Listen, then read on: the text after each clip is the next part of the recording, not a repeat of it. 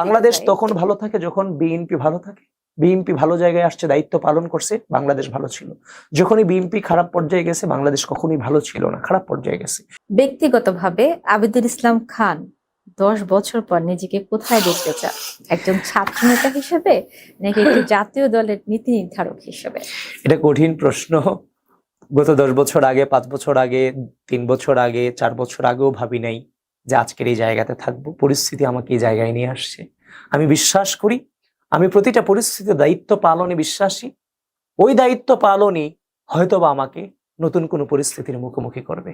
আর যে পরিস্থিতির মুখোমুখি আমি হই, ওই পরিস্থিতি মোকাবেলা করার জন্য মহান সৃষ্টিকর্তা অবশ্যই আমাকে তৈরি রাখবেন, সেটা আমি বিশ্বাস করি। আমার জন্য দোয়া করবেন। Thank you. কোন বিষয়গুলো আওয়ামী লীগকে 17 বছর ক্ষমতায় রাখতে পেরেছে বলে সাহায্য করেছিল, আর কোন বিষয়গুলো মনে হচ্ছে যে আন্দোলন করে বিএনপি বারবার ব্যর্থ হয়েছে 17 বছর আগে? বিএনপি ব্যর্থ হয়নি, আসলে বিএনপি ব্যর্থ হয়নি। বিএনপি স্পেসিফিক্যালি ব্যর্থ হতে যাবে কেন? ক্ষতি তো বিএনপির হয় নাই, ক্ষতি তো বিএনপি হয় নাই, ক্ষতি তো টোটাল রাষ্ট্রের হয়েছে, বাংলাদেশের হয়েছে। বাংলাদেশ পিছিয়েছে। বাংলাদেশ তখন ভালো থাকে যখন বিএনপি ভালো থাকে। বিএনপি ভালো জায়গায় আসছে, দায়িত্ব পালন করছে, বাংলাদেশ ভালো ছিল। যখনই বিএনপি খারাপ পর্যায়ে গেছে, বাংলাদেশ কখনোই ভালো ছিল না, খারাপ পর্যায়ে গেছে।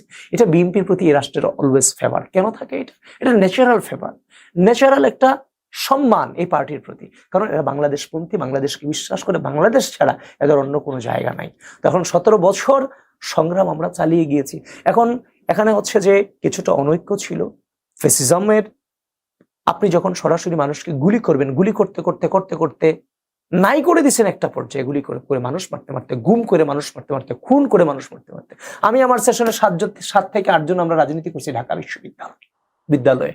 ছাত্রদল রাজনীতি, বিরোধী রাজনীতি করেছি, হাসিনার চেয়ারকে চ্যালেঞ্জ করেছি। ওই আর তো কাউকে তখন পাইলাম না চেয়ারকে চ্যালেঞ্জ করার মতো। সুতরাং ফ্যাসিজম এমন একটা জায়গায় নিয়ে যাওয়া হয়েছে যে বিরোধী দল করা যাবে না সরকারি দল ছাড়া। তো এই একটা দীর্ঘমেয়াদী বিভিন্ন অর্গানের মধ্য দিয়ে সেটা প্রতিষ্ঠিত হয়েছে। সে আইন শৃঙ্খলা থেকে শুরু করে তার প্রত্যেকটা জায়গায় অনিয়ম হয়েছে। কোনো কিছুর বালাই ছিল না, মানবাধিকার ছিল না, ভোটাধিকার ছিল না। এর মানে আপনি বলতে যাচ্ছেন যে 17 বছরে আপনি আপনার সাবেক প্রধানমন্ত্রী বেগম খালেদা জিয়ার বাসার সামনে যে বালুর ট্র্যাকটা সরানোর মতো অ্যাবিলিটি আপনাদের ছিল না। এগুলোর আওয়ামী লীগের ফ্যাসিজমের তৈরি করা নেগেটিভ, এবং এই নেগেটিভ গুলোই জামাত শিবির বিভিন্ন সময় ছড়িয়েছে এই রাষ্ট্রে।